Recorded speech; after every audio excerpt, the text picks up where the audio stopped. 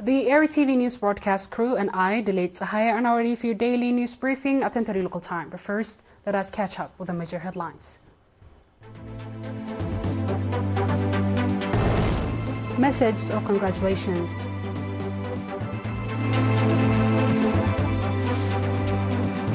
Independence Day celebration begins with a variety of events in southern region.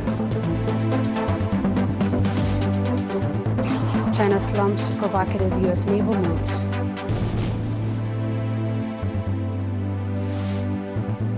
And Delhi record seasons of hottest day with 47.4 degrees Celsius.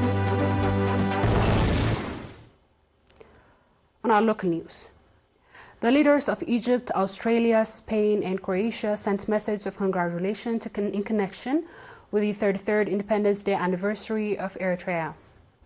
Commonwealth President Abdel Fattah al-Sisi of the Arabic Republic of Egypt, Governor General David Harley of the Australia, King Philip VI of Spain, and President Zoran Milanovic of Republic of Croatia extended wishes for good health to President Isaias Afwerki and peace and prosperity to the people of Eritrea. In his message, President Abdel Fattah al-Sisi reaffirmed the willingness and readiness to develop and enhance the historic relationship between Egypt and Eritrea in all aspects, aiming to benefit the both people and nations.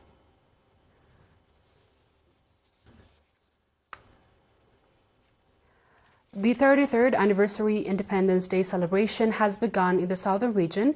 Mr. Girmay Gabru, coordinating committee secretary of the region, stated that the official celebration to be held at the regional level on May 22nd will feature performances by cultural groups from Eritrean Defense Forces and 12 subzones, including songs and dramas. Additionally, a dance troupe of 128 dancers has completed its preparation in the town of Adayeh and Mandafara. The festives will also include a gymnastics show with 520 students, a poetry competition among youth workers, members of defense forces and others, a concert featuring 20 veterans and famous singers and students-centered painting and drawing competition. A cultural performances including schools will also be part of the celebration, he added. Mr. Girmay noted that a total of 235 community gathering tents will be set up across all the subzones where various cultural groups will be entertained the attendees.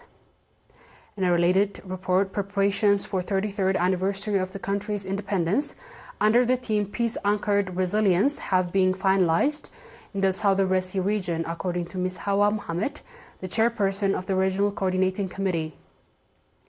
Ms. Hawa also turned arena that intensive work has been undertaken over the past 2 months to prepare programs reflecting the bittering struggle for independence and values nurturing during that time.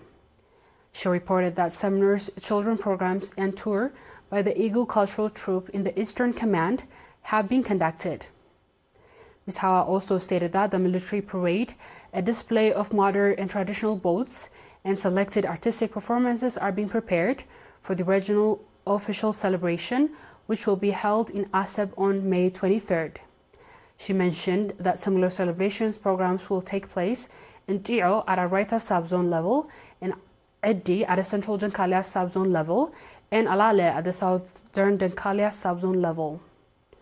From May 23rd to 26th, a cultural show featuring 8 cultural troupes, an exhibition organized by various institutions, and show by local administrations will take place at Ras Gombo.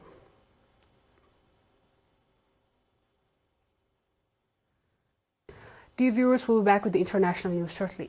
Just stay tuned.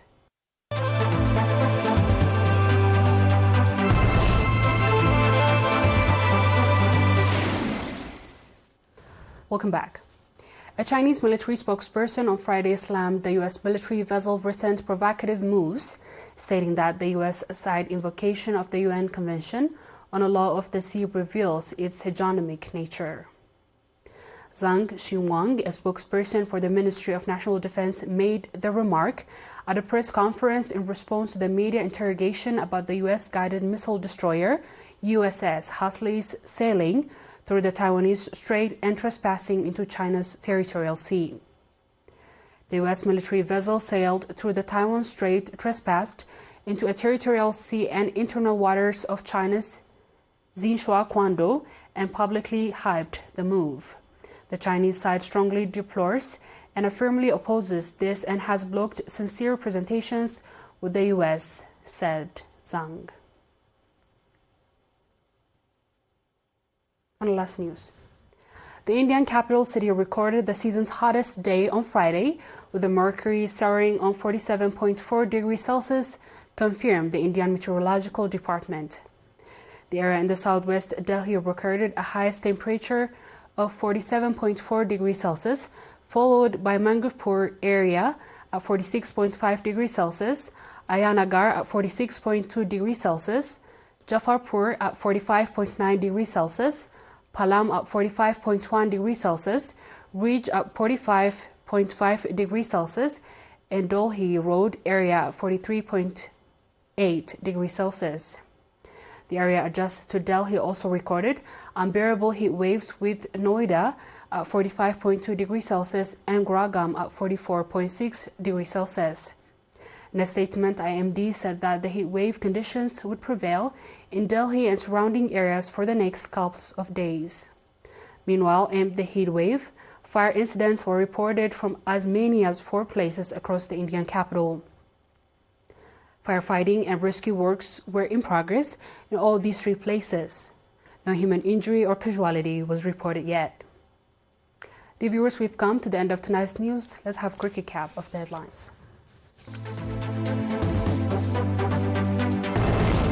Message of congratulations.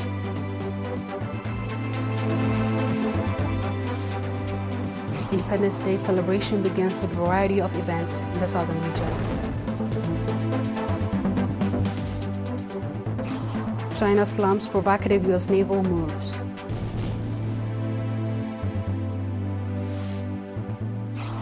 And Delhi records season's hottest day with 47.4 degrees Celsius.